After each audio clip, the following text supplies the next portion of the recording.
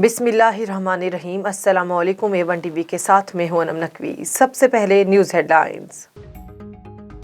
T20 world cup semifinal में Australia ने सनसनीखेज मुकाबले के बाद पाकिस्तान को 5 विकेटों से हरा दिया।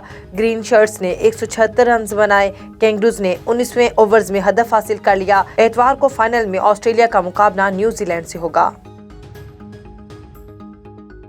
पाकिस्तानी कप्तान ने हसन अली के कैच ड्रॉप करने को टर्निंग पॉइंट करार दिया। बाबर आजम कहते हैं, प्लान के मुताबिक रन्स बना लिए थे, बॉलिंग में गलतियां हुई। वर्ल्ड कप में कौमी टीम की मजमूई कारकर्दगी से मुतमिन है।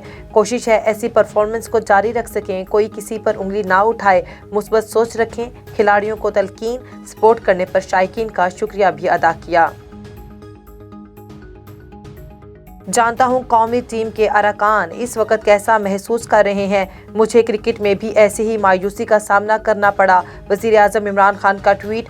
कहा, कौमी टीम ने अपनी क्रिकेट के मायार और जीत में जिस आजिज़ी का मुजाहिरा किया, इस पर फख्र होगा। वज़ीर आज़म की ऑस्ट्रेलवी क्रिकेट टीम को मैच जीतने पर मुबारकबाद।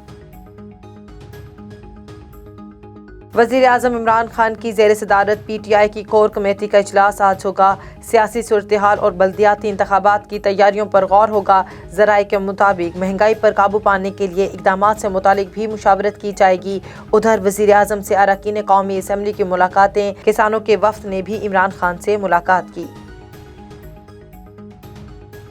मुल्क भर में डेंगू के मरीजों की तादाद में इजाफा। खैबर पख्तूनख्वा में मजीद 190, इस्लामाबाद में 48 केसेस रिपोर्ट।